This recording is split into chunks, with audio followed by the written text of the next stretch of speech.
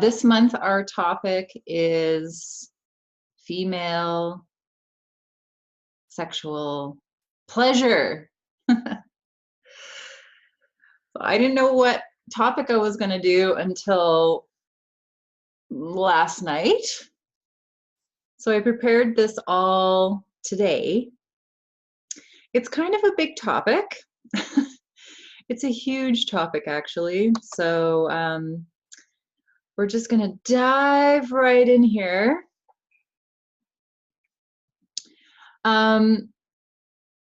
Before we get into it, I wanted to share a little bit about this study that I saw today during my research. Roland, Kempel, and Temple, entitled Women's Attributions Regarding Why They Have Difficulty Reaching Orgasm. So I thought before we move into some pleasure information, a big concern for a lot of women is maybe not wanting to have sex or not feeling pleasure while they have sex, and struggling with pleasure in general in their relationships for various reasons. And this study is a very recent study. It's from 2018.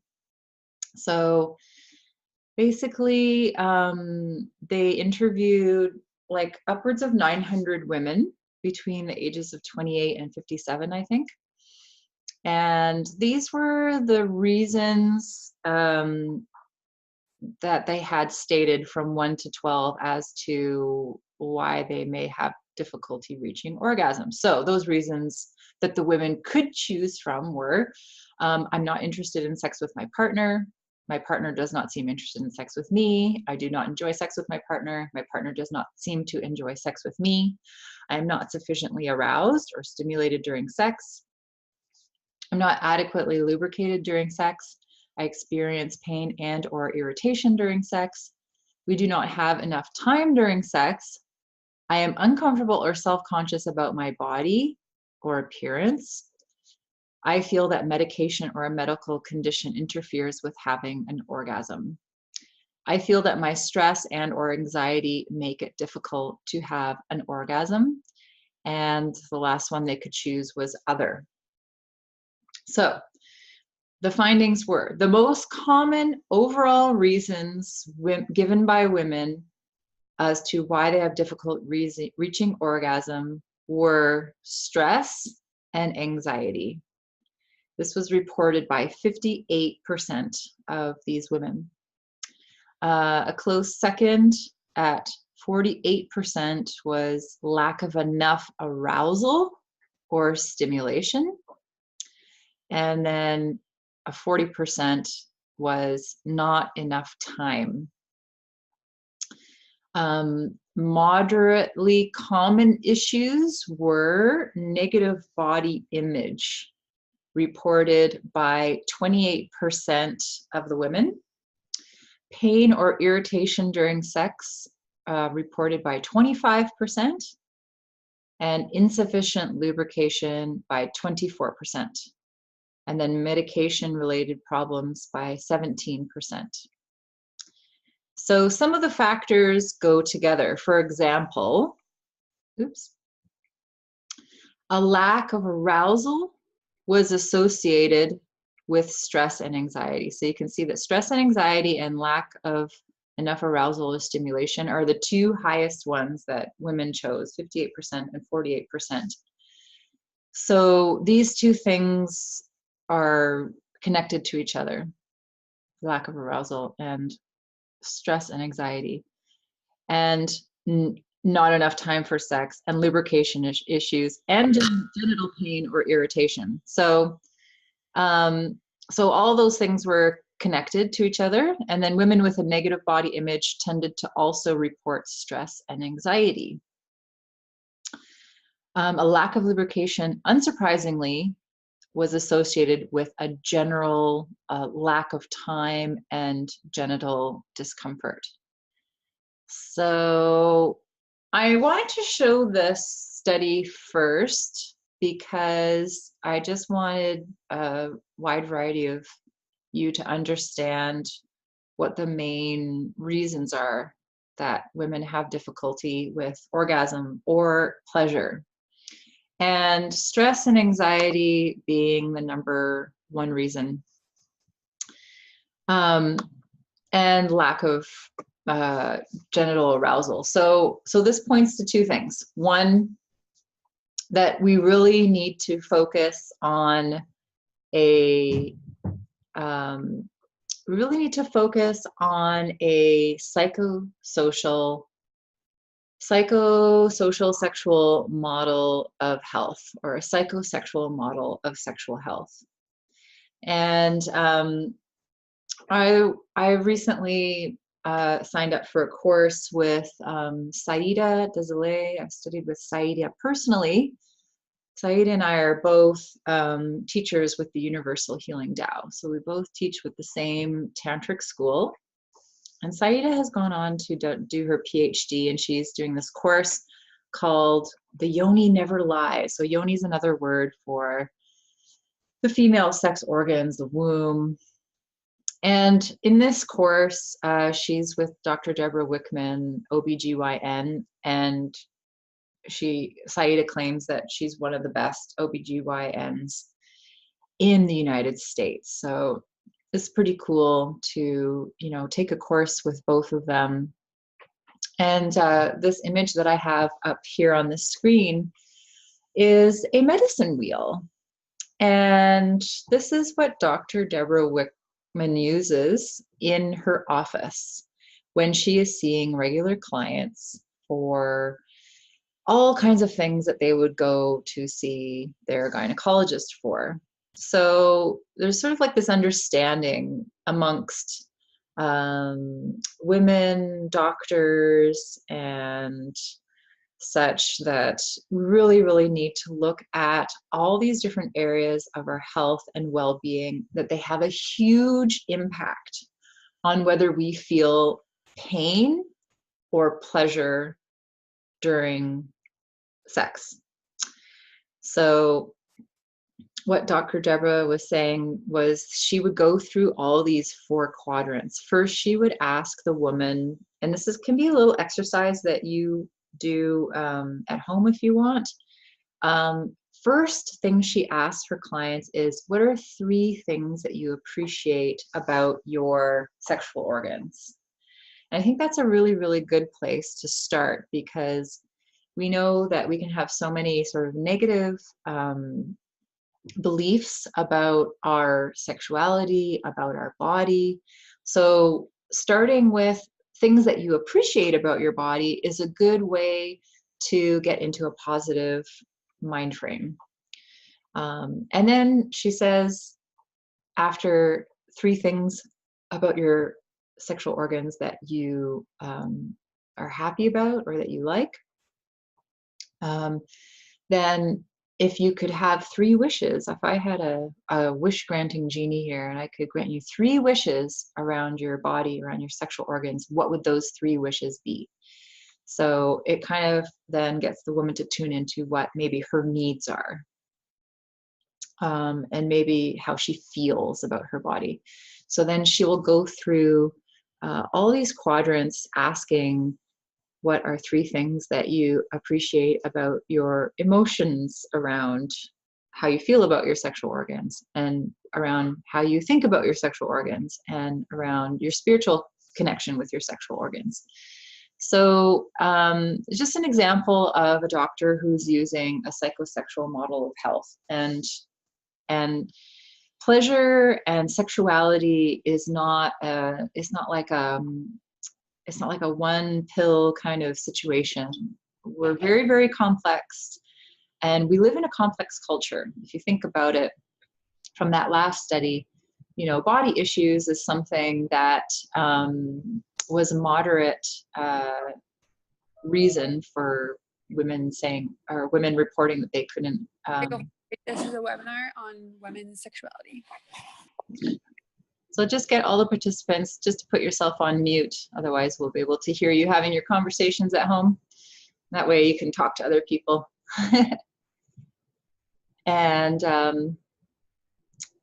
yeah, so So our culture, as we all know, puts these, as women, we have this pressure to like, the number one thing that women feel the most pressure about in regards to relationships with men is like that they have to look a certain way and they have to look beautiful. And so it's all about their looks. And Dr. Deborah was talking about how many women go into her office wanting things like labiaplasty because they think that their lips are too big or they think that they aren't beautiful. So so that can be, it's our culture. And another thing that comes from our culture, which I've been really getting into, is the topic of our emotional health and how we in general need to learn a lot more about our emotions and our feelings and how to deal with them, to understand our needs. And within the Taoist Tantric path that I'm a teacher of, this is all built in to the Tao Tantric teachings. So when we work with women, we start them with different exercises and meditations, such as the inner smile meditation, which is for opening your own heart and loving and accepting yourself, and the 6 healing sounds, which then looks at all of the emotions and balances all the emotions and the 5 elements. So what we really are doing first in that whole system is learning how to love, learning how to develop a positive regard for ourselves, and clearing out a lot of negativity around how we feel emotionally. And this helps us get to the root of trauma as well. And we do all of that before we even start to really teach anything around the pelvis or working with the jade egg. And I'll talk a little bit more about that later. But first we want to learn this sort of like this skill of self-love and compassion and also emotional health. And if you want to learn a bit more about that, if you're on my newsletter, I'm going to send out the replay, and then I'm going to have a whole list of all of the webinars that I've done. So the first webinar I did was on Tao Tantra. So if you want to go back and look at that one, in that one I go into great detail about Tao Tantra and what the system is like and why we work on these things first. And then I also did another webinar where I featured Dr. Christian Northrup and her book, Women's Bodies, Women's Wisdom. And we went into a lot of the psychosocial or psychosomatic psychosomatics around women's sexual health. So here's another doctor, very holistic thinker, who recognizes that this mind-body connection is really, really important. And recently I've been reading a book by Lauren White, who's a sexologist. And her book is called Permission. She's from Australia. And one of the things that stood out for me while I was researching for this was sometimes we have to give ourselves permission to shelve desire. It's like we have to shelve the want and the need to feel our desire if we're not feeling it in our relationships, or to want and need to have sex if we're not actually having it in our relationships. And instead, so shelve desire and instead get in touch with your feelings, your fear, your shame, your disgust, whatever feelings you have around sex, and clear out the pain and trauma first. So this is like a first step of discovering your pleasure, is to kind of like focus on clearing out some of that pain. And all of these women that I've mentioned above all promote reclaiming our authority or owning our feelings, emotions, needs, boundaries, limitation, and really owning the process of self-knowing. So in other words, it's up to us to take responsibility for our desire, for our sexuality, And we've got choice. We can make choices in our life. A lot of women feel like they don't have choice, that they are obligated to do certain things, but there is always choice. You always have the opportunity to make a choice, to discover things about yourself, about your sexuality, about your level of desire. So this could look really different for different people. This is just like a little photo collage of what you might do. You might go get your nipple pierced. You might get into erotica. You might do some healing work here. There's pelvic floor physiotherapists. A lot of women don't know that there's pelvic floor physiotherapists. There's people like myself who really love to work with women around their sexuality and help them to heal any trauma. You could get into reading different books. You could take workshops. You could go for sex therapy.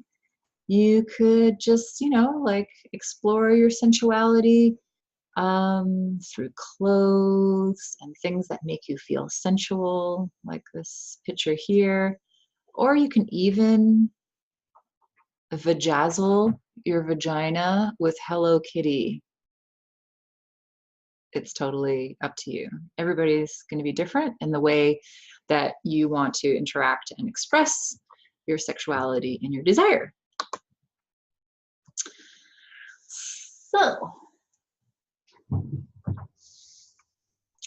So pleasure.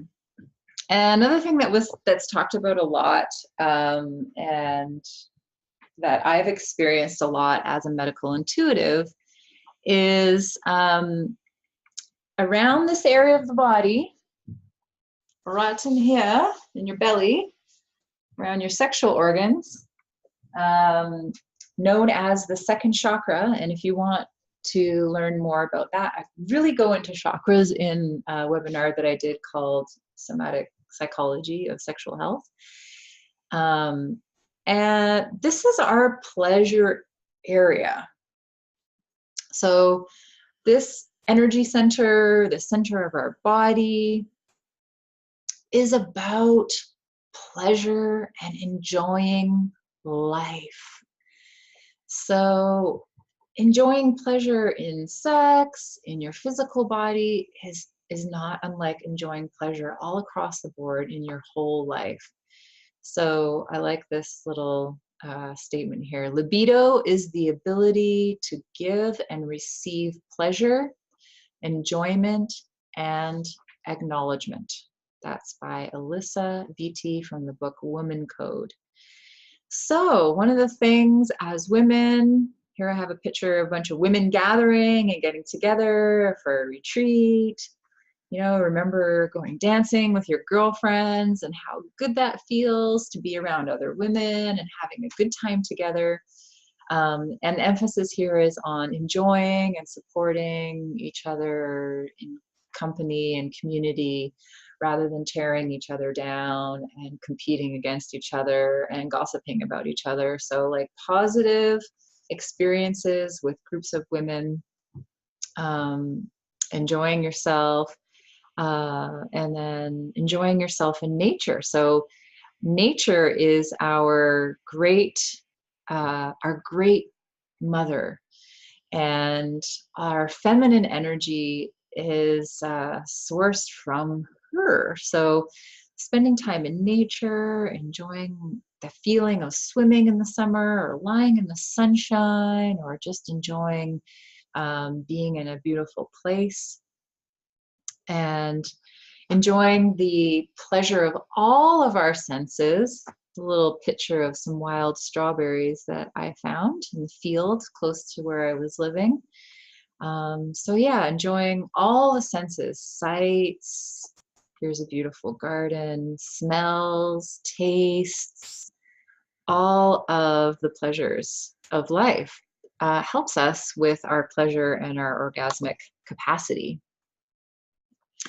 And the ability to give and receive. And one thing that I've noticed about women is a lot of women have difficulty receiving. They're expected to be giving to people all the time, but sometimes they have trouble receiving for themselves. So it's important, when we're talking about pleasure, is like, are you able to receive love from others? Are you able to receive love from yourself? Are you able to receive compliments? And these two beautiful girls with their dresses on.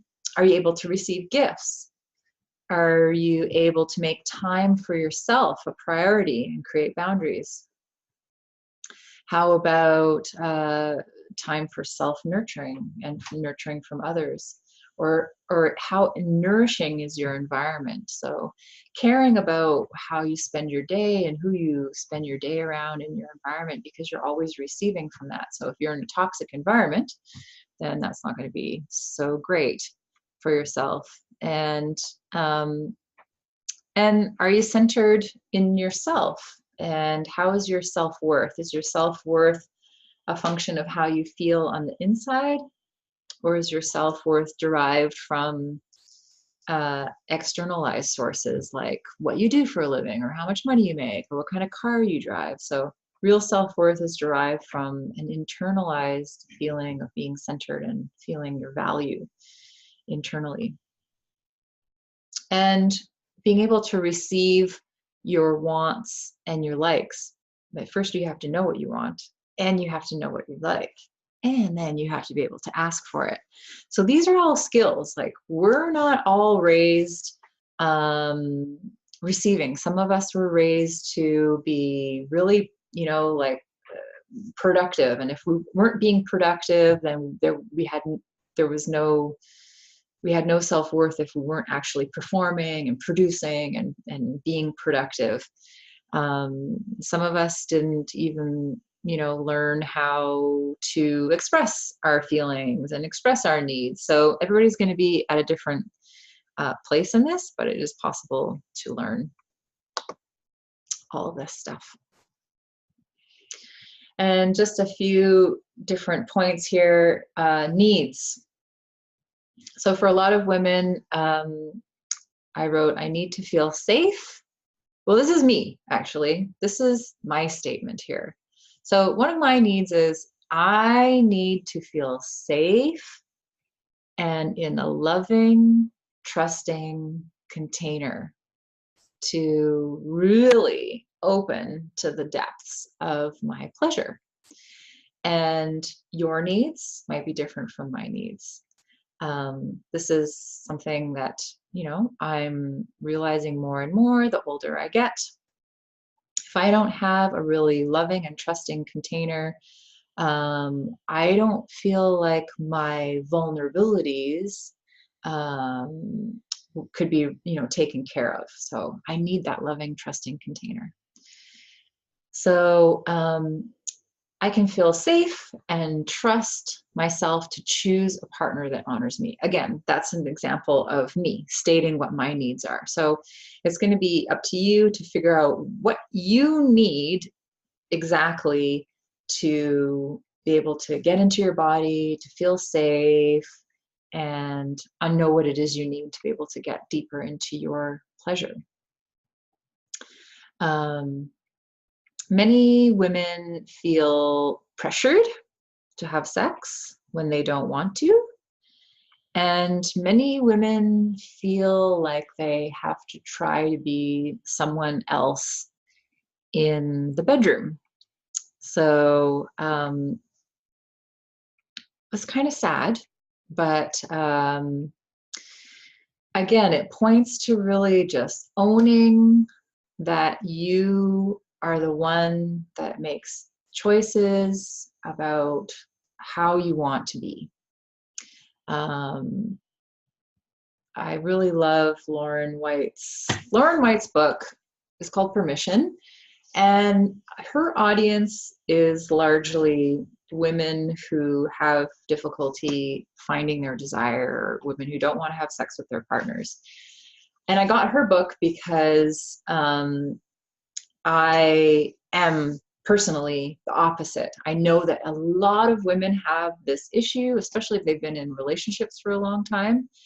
But I wanted to understand what these women need to know. And Lauren White gives them a lot of permission to, have ownership over themselves and their choices, like not having sex if they don't want to, or they're allowed to have vanilla sex if they want. They don't have to do all kinds of crazy kinky things that take them really far out of their boundaries, or they don't feel safe. So she gives a lot of permission for women to be all kinds of ways. So in a way, it sort of takes a lot of the pressure off, but it also kind of brings it back to, you have responsibility, you have ownership, and you have choice in your life, and you need to kind of recognize that you have that. So if you're feeling pressured to have sex when you don't want to, it's good for you to know that you don't have to, or you can have a boundary, or you can make times when you do want to, or maybe you need certain things to have sex, or you can be yourself in the bedroom. You don't have to be some rock star porn star. A lot of women also need to know how they can switch to feelings like sex amidst everything going on in life. So we all know that life can be crazy and stressful and lots of things happening for us.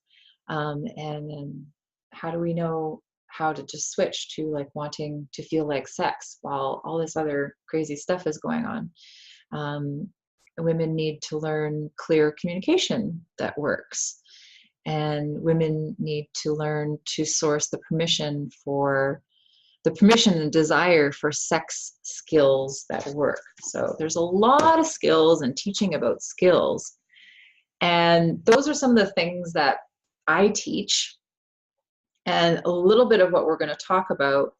But all this other stuff first is important to talk about first, to set you up for being able to achieve or feel pleasure. So other really common sort of advices now on feeling pleasure. And the big ones are being in the present moment, tuning into your breath, and tuning into what you're aware of in your physical body. So being aware of sensations, and then establishing a connection between all parts of yourself. So establishing a connection between your mind and your heart, between your mind and your heart, and your sexual organs. And here I have a picture of the heart sex connection meditation, which is a very, very, very basic, but really super powerful practice to just start tuning in to your sexual palace, to your sexual organs, to your desire, to your sexual energy. And not only that, when you start doing practices like that, this where you're really tuning in and being present and aware of sensations, you really quiet the mind, and you can let a lot of the mind stuff kind of fall away. And then what starts to get louder once you quiet all the mind stuff is your intuition, your deep feelings, your deep needs, your desires, maybe awareness around how you're blocked. Maybe memories of trauma surface, or little things that you didn't think really were much of an issue, actually that really impacted you, like the thing that your ex-boyfriend said about you that made you feel self-conscious about yourself. So when we really start to tune in and do things like the heart sex connection meditation, we learn to hold ourselves in a place of loving compassion, so that all the stuff that needs to arise and be cleared can arise, and we can become aware of it, and then we can clear it. So much of women's, we have like this connection from our brain to our sexual organs. and we get sensations of either pleasure, or we can get sensations of pain. So it's interesting to note that pleasure and pain are on the same sort of scale. And so what used to be a pain can become a pleasure. And pain science shows us that pain doesn't necessarily mean that there is a physical issue in the tissues. So our body can signal to us pain if there's emotional pain, if there's trauma from the past. That's how our body talks to us, is through pain and through illness. And again, I go really deeply into this, into the psychosomatics of sexuality, women's sexuality, in a previous webinar.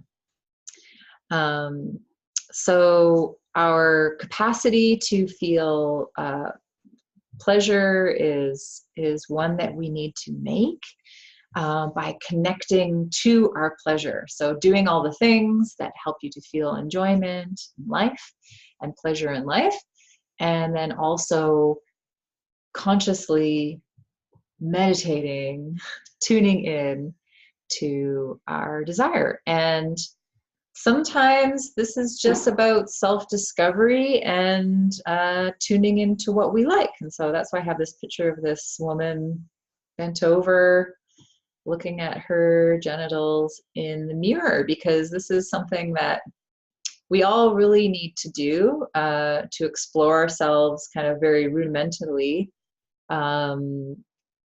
by looking at ourselves in the mirror and knowing what is what all our different body parts are and how they work. And there's so much education. You can look at, again, my first webinar, I really go into depth about the female genitalia and about our pleasure. So I encourage you to go back and watch that webinar, and to spend some time connecting with yourself, even if it's just through looking at yourself in the mirror. Like, imagine if you had a wall with 50 pictures of vaginas on the wall, would you be able to pick out your own vagina? So we should all be doing these exercises. Well, I won't say the word should. I will just not use the word should. We could all benefit from looking at our vaginas in a mirror. And in fact, this is an activity that a lot of women do in different sort of sexual exploration type workshops. So knowing ourselves and our anatomy, and our pleasure anatomy. So, and self-pleasuring is the key to knowing your desire and what you like. So here's, these are from one of the first webinars I did. I've just taken these, plucked them out of the old webinar and just plopped them in here, just to reiterate. Have a look at all the different parts of your vagina, of your vulva. Know where your urethra is, and your lips, and your clitoris, and your anus, and know this amazing huge structure here is your clitoris, and it goes down on either side of your vaginal wall, the bulbs. And you have a urethral sponge around your urethra, and you have these big bulbs and legs of the clitoris that go all the way around the vagina, just behind our, just behind the outer lips here. And when you touch and massage the outer lips, you're actually also massaging your clitoris. So a lot of women feel a lot of pleasure by having their clitoris stimulated. And it's good if the clitoris is wet or lubricated. That is reportedly how it feels the best. So if you're not lubricated, then you can use coconut oil, that's my favorite, or a lube of your choice. And you can explore this whole area through self-massage. This is something that I do in my Wildly Nurtured Woman Jade Egg course. We do a self-massage, and I guide women through a self-massage of all these different parts of their anatomy. So imagine that you are massaging down each side. So you're on either side of your vagina, on top of the the outer lips. You're actually massaging the muscles underneath, and then underneath that is the legs of your clitoris. So clitoris is a good place to start for pleasure. Many women discover this when they're quite young. They even have record of fetuses stimulating their clitorises in utero and having orgasms, and having orgasmic contractions. So this is totally natural.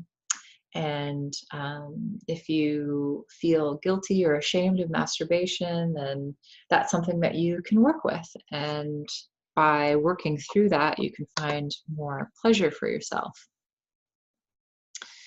And so again, this is another picture I've taken from an old webinar, and just to show you the external genitals and the sexual response cycle.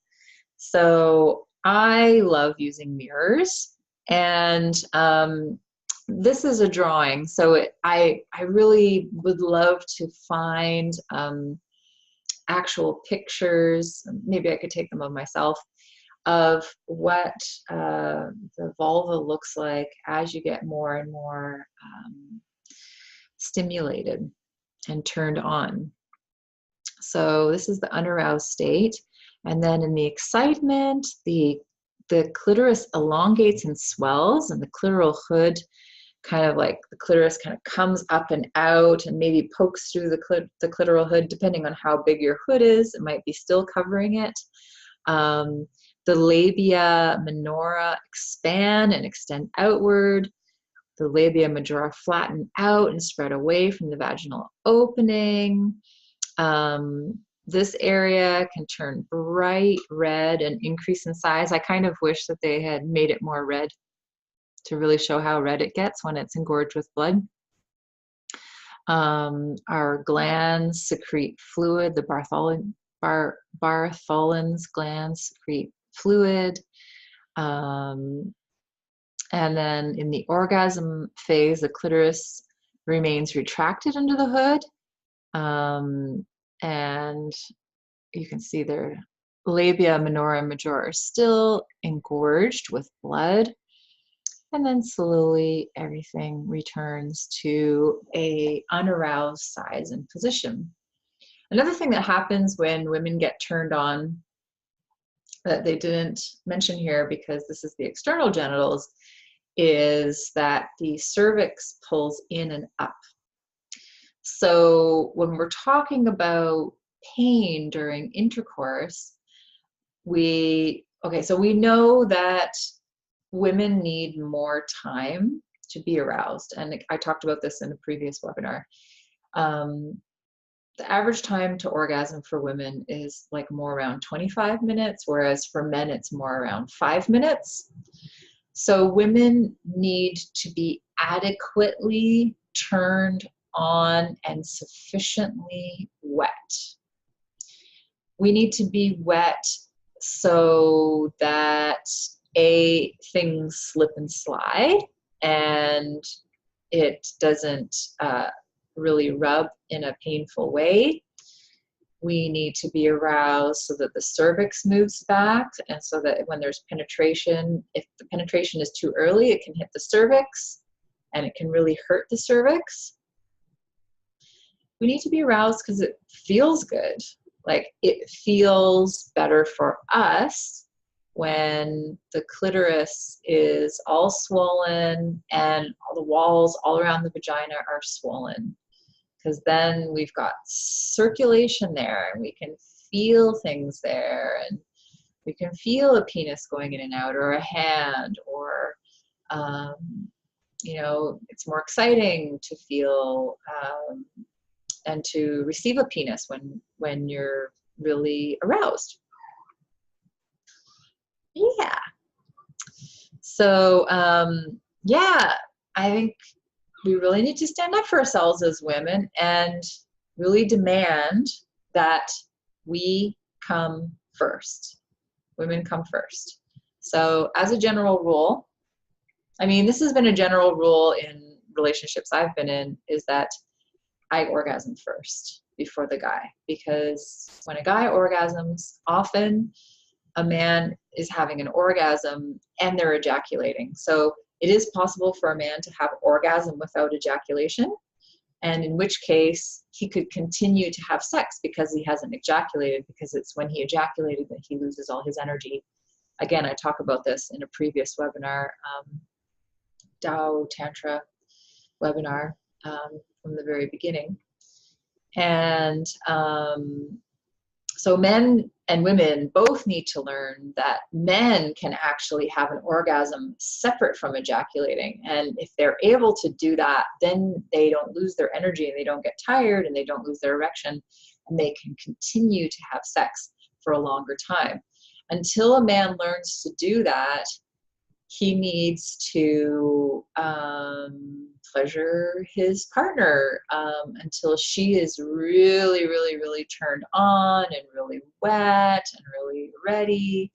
If it's too soon, then it's not going to feel as good, and it's going to be over before you even really get to find out what your capacity for pleasure is. So that whole time factor is really, really huge. It's great if you can really, really, you know, take your time, and it's really awesome if your partner is willing to take the time to help you and feel turned on and stimulated, so that you can have an orgasm or before him. And so now, since we're kind of talking about orgasms, there are so many orgasms, and there's more than what's even here. So our capacity for pleasure as women is amazing.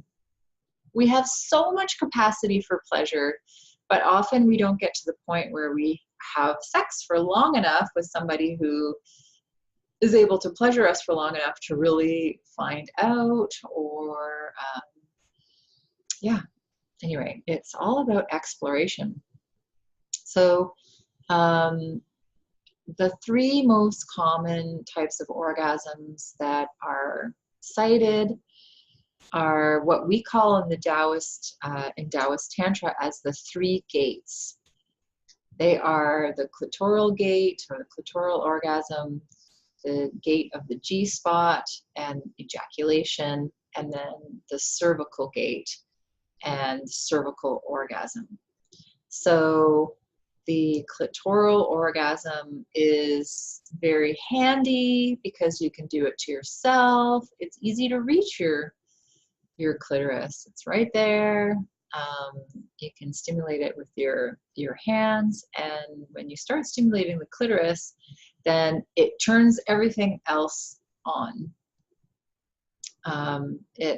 You start to lubricate, clear fluid from the glands, and the orgasm here is, it can be a bit of a tension release orgasm, like a build up, build up, build up, and a lot of women tense their muscles during this one and then release. The clitoris is innervated by the pudendal nerve. So I don't know if that makes a difference, but learning to relax into pleasure and not tense your muscles so much is sort of like another advice. I still do clitoral tension release orgasms. That is my sleeping pill. If I can't go to sleep, that is what I do. Puts me to sleep every time. And it feels good, and it doesn't take very long. And if I just want to feel that pleasure and feel that release, I can go ahead and feel that. It's like your body, you can do whatever you want with it. Different tantric teachings talk about, that like there's different things that have been said over the years about which orgasm is better than the other, whatever. Orgasm is orgasm. They're all good. No judgment about like which orgasm is better than the other. If you have clitoral orgasms, great. That is how 74% of women orgasm. Like less than 74% of women actually orgasm from penetration in their vagina. So clitoral orgasms are great. And then G-spot orgasm and ejaculation is another recently written about, still being researched, female sexual function. That obviously the fluid that comes out, the ejaculate fluid, it's not urine, but it feels like you have to pee. It can be a really intense orgasm. Like if you look at one of the earlier webinars on Tao Tantra, we talk about the sexual reflexology zone. So the clitoral area is at the opening, that's in the kidney sexual reflexology zone, and the G-spot is in the liver zone. Liver energy is like, the energy of anger. It's like, it's like wild. It can be really intense. G-spot and ejaculate, G-spot orgasms. I taught myself to ejaculate after watching Divine Nectar. So if you're interested in G-spot orgasms and ejaculation, or squirting, there is lots of information out there. That is another type of orgasm that you can have. It's difficult to do it to yourself. I did it to myself with great, great difficulty. If you have a tool that is kind of like angled up, you need to go in and up basically, because if I was to stick my hand into somebody's vagina, it would be in past the pubic bone and up on the upper wall. And it's kind of ridged. It's sort of like the ridges on the roof of your mouth. So there are toys. I haven't gotten a G-spot toy. I will. Tomorrow I'll go buy one. But yeah, so these kinds of orgasms, unless you have a toy that can go in and up like that, or a dildo that you can kind of angle to go upwards, you're going to need some help with that one. So it's a more interactive with a partner. Developing that trust is really important because it is so intense, and also the ability to surrender and let go of the ejaculation because it feels like you have to go pee is another sort of like obstacle to overcome as far as the G-spot ejaculation goes. I like to experiment with the G-spot if I know, like I'll do it in the kitchen, or I'll do it somewhere where there's a hardwood floor, because there can be a lot of fluid, and then you want to, like pads and pads and pads of towels, or like a plastic sheet. You could use a plastic sheet on your bed, or you could just do it outside where it doesn't matter if fluid falls on the ground, or you could do it in your kitchen, or you could do it in your bathroom. You could just mop it up really easily. So yeah, different factors about the G-spot. And then the cervical gate is up higher, obviously. It's the opening of the uterus. It's a round shape, looks like a little donut. It's kind of hard and kind of like cartilage, sort of feels like, the cartilage in your nose. And you can feel it just by putting your fingers in and going around in a circle. You can feel your own cervix. And so the cervical orgasm So the G-spot area and the cervical area, the area deep in the vagina, is innervated by not just the pudendal nerve, but other nerves. So even if a person has their spinal cord has been severed, they will still be able to have vaginal orgasms, because there's so many other different nerves from the body that go down to innervate the vagina and the uterus. And cervical orgasms, they're sort of like really up in the sexual reflexology zone of the heart and lungs. So the energy of the cervix connects to the heart and lungs. And when I've had these orgasms, it feels like there's a buildup or pressure moving right through the core of my body. And I start to feel it like it's coming up, and it's like coming right up to my heart. And so cervical orgasms can be very, it depends what's going on in your heart. You can like be crying tears of joy. A lot of the time when I have cervical orgasms, I cry a lot. And it's like, maybe I'm moving out some pain. The orgasm is blasting out the pain from my heart, or it's clearing out some sadness from the lungs, or, it's like an explosion of joy and gratitude. So it can be different for different people depending on what's going on inside your own emotional state. So these type of orgasms, cervical orgasms, feel very deep to me. And the fluid of that orgasm and that area is the cervical fluid. So it's more of whereas the first two fluids are clear, this one is more like a pearly white color. So yeah, so only 25% of women really can have vaginal orgasms. And then you can have combined orgasms as well, like different areas combined. There's the A spot. So here are some other types of orgasms. A spot is in the front wall of the vagina, so in and up. Like we went into the pubic bone, and right behind the pubic bone is the G spot, and then so somewhere along that front wall is the A spot. The deep spot, they say, is all the way in front of the cervix, so you go in and up and all the way to the front. The U spot is above and on either side of the urethra. So going back, this is the urethra right there.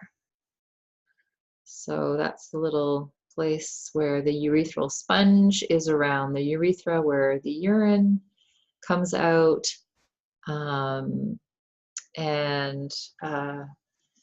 That can be very pleasurable. And I have also experienced that, but it's not my normal, but I have experienced that. Breast orgasms. Now, breast orgasms are pretty awesome. I've had breast orgasms, and it's just like intense pleasure in your breasts. It's like ridiculous. So breast stimulation and the stimulation of the nipples, as you might know from one of my previous webinars, stimulates all the reflexology zones and the glands. And that's what sends the different chemicals for arousal. So having your nipples massaged and your breasts massaged is a absolutely necessary part of lovemaking for me. And you can't spend too much time stimulating the breasts and the nipples. You might not, feel that you have actual breast orgasm, but I feel like, like what is an orgasm anyway? Like the definition of orgasm is sort of relegated to just the genitals, and it's like a contraction after a excitation. I mean, really, we can be orgasmic in any part of our body. You could be orgasmic from having your neck kissed. You could be orgasmic from having your sacrum gently touched and massaged. So I mean, we don't want to get too caught up in this has to be this way and that has to be that way, and we're all going to experience these sensations differently anyway because we've got different bodies. So whatever. People have reported oral orgasms, so kind of like the action of sucking, like kissing, or giving genital stimulation to a man or woman. That can be orgasmic. I've had orgasm from my throat, just like an explosion of sound from having my throat basically deep throating. And I read about it afterwards in a Tantra book, and I was like, oh, yeah, that happened to me. I had a huge opening and like this crazy sound came out of my throat. And again, it was another big release. So the release can be that you're moving a blockage, you're moving pain. And so it can sound like a painful sound, but whatever, it's like energy moving to that area and then kind of coming out explosively. That's how I would describe my throat orgasm. You can have skin orgasms, as we said, all over your body. And you can have orgasms from exercising. I've heard of women who orgasm from doing crunches and sit-ups and gymnastics, and there's no touch necessary. You can fantasize and think about things and orgasm just from mental thoughts and mental stimulation. So our mind and our brain is our biggest orgasmic organ. So yeah, so as you can see, there's a lot of information on different types of orgasms, and how exactly to stimulate those different areas is going to have to be up to you. Like angles, Kama Sutra, toys, fingers are great, like penises, like you can get yourself into different positions that can, hit different areas in different ways. And or you can have tongue and fingers to create multiple sort of different combination orgasms. Oh, one I want to mention that's not on there, anal orgasms as well. So from anal stimulation and anal penetration.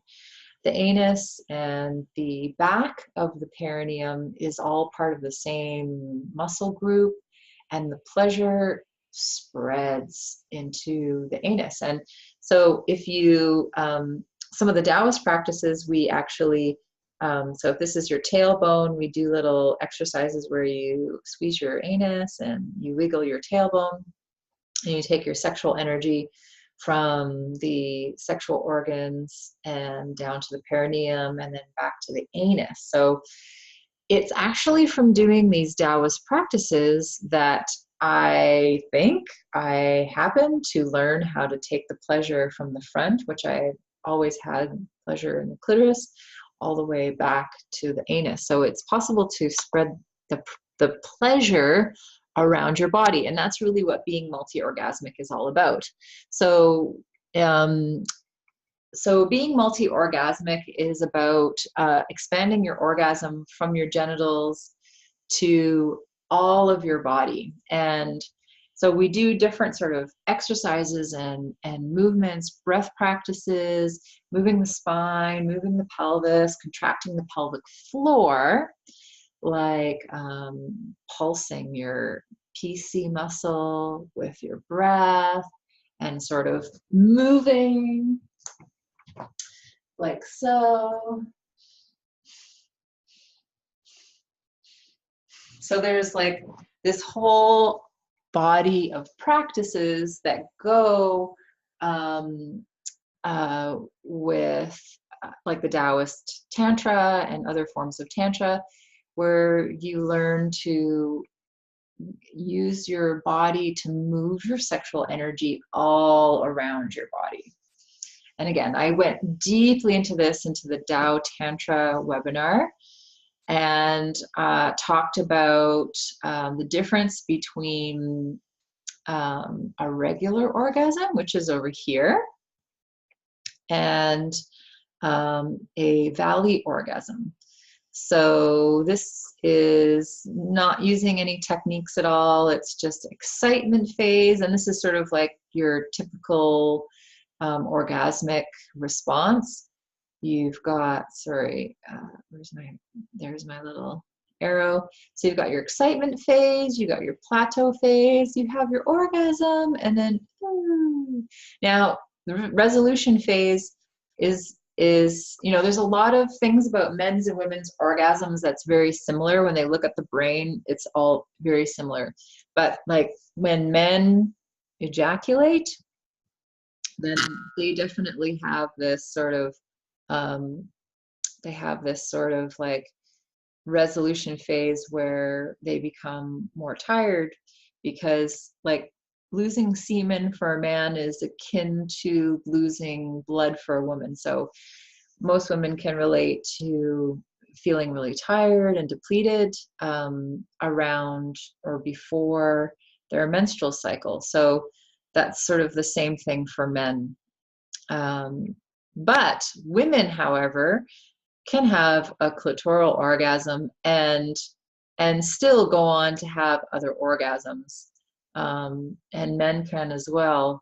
It just takes them a little bit of time to recover, unless they learn how to do seminal retention, or they learn how to have an orgasm and separate it from their ejaculation. So yeah, I go into this a lot more in detail in my previous webinar, Tao Tantra. So this is sort of like a typical orgasm. And then this is an orgasm using a bunch of different techniques: breath, visualization, movement, contraction of muscles. Is you're not keeping the orgasm down in your genitals, you're moving it around your body. So you're moving it up your spine, you move it up through the center of your body, and basically you're taking your sexual energy up into the higher centers to nourish all your glands and your organs and all your chakras. And what happens is you go up, and then you might come down a little bit, and then you go up a little bit more, and you might come down just a tiny bit, and then you go up a little bit more. And it's like you keep going up and up and up, becoming more aroused and more aroused and more aroused.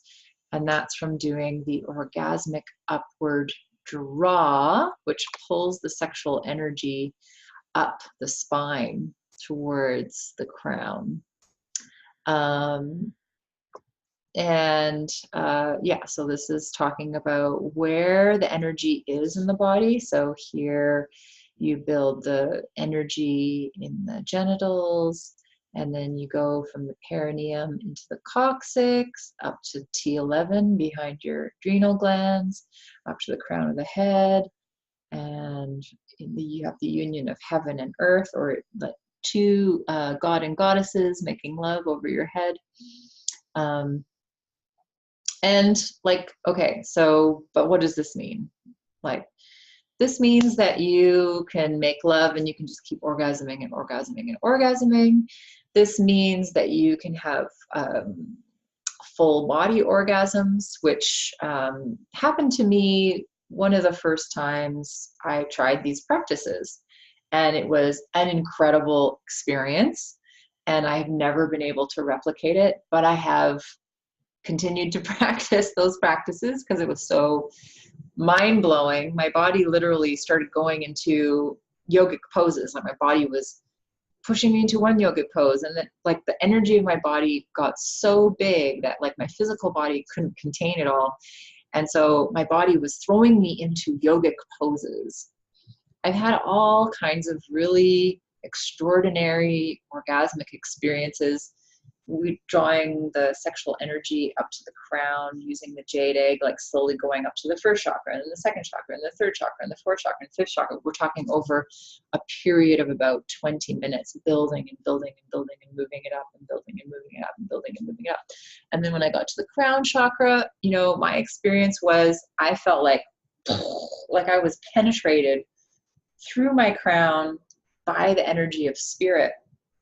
And I felt what was, as it came into my head, in my brain, perceived it as this kind of Christ energy or Jesus energy, Christ consciousness, came all the way through my body. And as it went through me, it went through my body and out my feet and into the earth and down and out in all directions.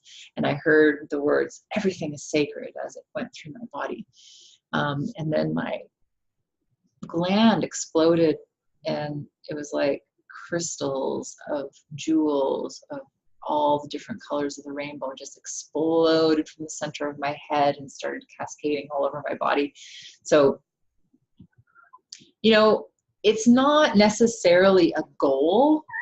One of the things that when we're talking about orgasms is it's like, it's kind of a byproduct of doing some of these practices. You know, like I think a lot of people are really focused on orgasm when they're making love, and it's pretty well known that it's better to just enjoy the process and enjoy what it feels like in the moment rather than focusing on some kind of end goal, although it is nice to have an orgasm. But yeah, try to just be in the moment and focus on all the sensations that you feel in the moment. And then these are just kind of like, oh, this is just a side effect of doing Tao Tantra practices. So we're not necessarily fixated on the in Tao Tantra, we're not focused on these extraordinary experiences. We're focused on living sort of a balanced life. So some of these things happen. It's just a side effect, basically. So so there's a lot of techniques to increase your pleasure, and like there's so much information there as well. I wouldn't even begin to know how to get into all of it, but I did, as I said, go back and watch the Tao Tantra webinar. I go over a lot of stuff in that one about how that system works, because that's what I'm really, really familiar with. And I have an online course. So if you want to learn more about the details of all the different things that you do in those practices, I've just added another 4 videos. So I'm going to be updating my course very soon. And this course uses jade eggs. So these are jade eggs down here. So this is one of the oldest Kegel muscle exercisers, if you want to call it a Kegel muscle exerciser. But it's actually more than a Kegel muscle exerciser. It's for circulating energy all around the body and connecting and healing yourself. And this is, I guess, my sex toy, my sex tool of choice. And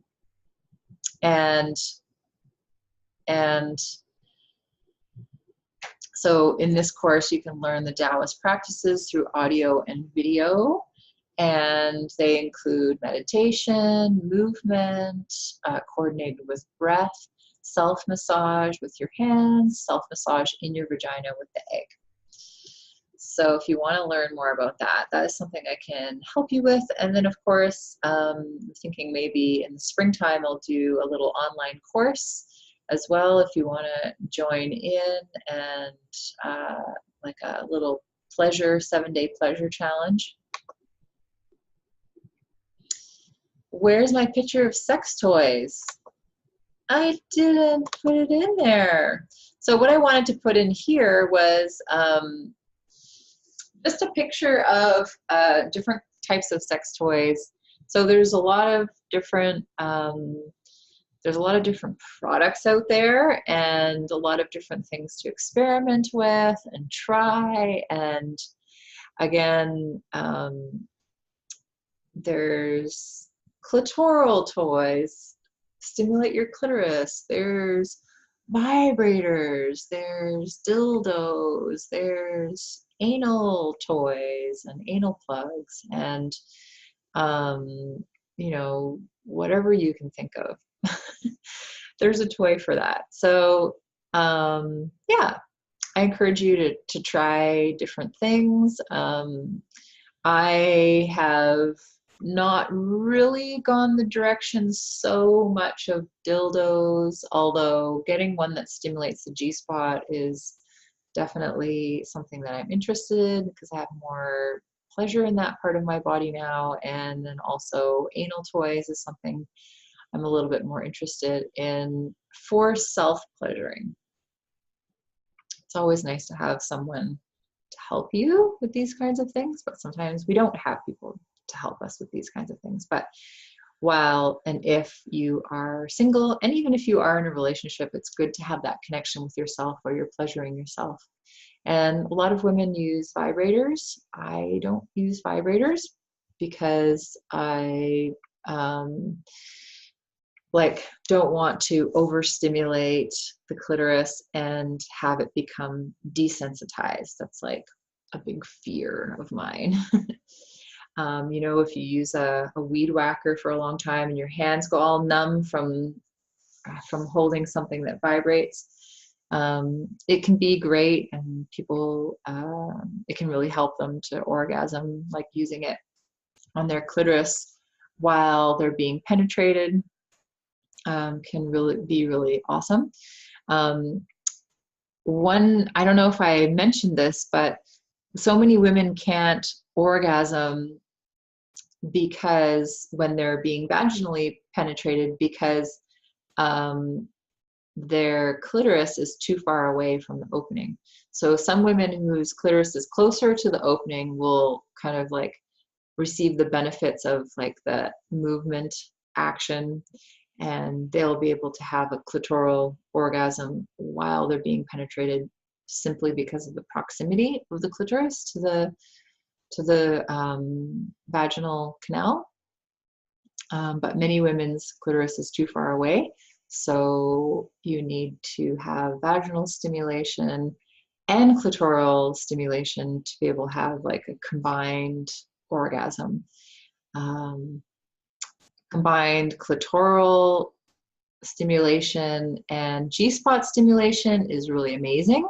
In fact, you sort of need to have G-spot, you need to sort of like stimulate your clitoris before the G-spot. It's good if everything's really engorged for the G-spot to really kind of be able to go into action, because it needs to have that circulation and the blood and the fluid all there to even squirt. So stimulating the clitoris and the G-spot at the same time is great. And then of course also stimulating the clitoris or the G-spot and the anus together. Again, you're just creating pleasure, and then you're spreading pleasure to different parts of your body. And of course having the breasts being stimulated, or whatever part of your body you like being stimulated. So exploring with sex toys or videos or sexy clothes or candles or massage, whatever feels good to you, go in the direction of what you like already, and then slowly take little steps from what you already like. And the important thing to note is that you need to take that step. You need to step towards your desire. You need to step towards your sexuality. It's like you're not going to get in shape unless you start eating correctly and go to the gym. So the more you go to the gym, the more you're like, oh yeah, you felt so good after. There was all the endorphins you felt in your body. And so it makes you want to do it again.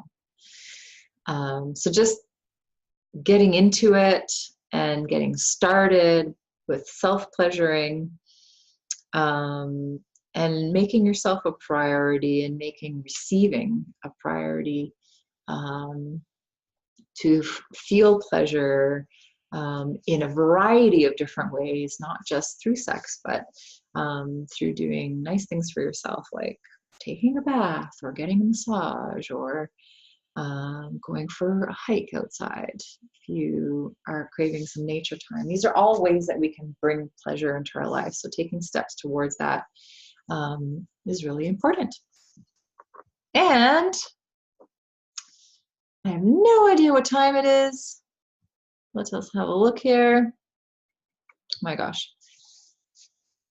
We went 20 minutes over. Well, you got your bang for your no buck free webinar. I hope you enjoyed it. If you have any questions, please let me know, and happy to help women overcome trauma and all the things that might be getting in the way that you might need to clear out before accessing your pleasure. And then also I'm there with a bunch of tools to help you access your pleasure. So don't hesitate to contact me, and have a great evening.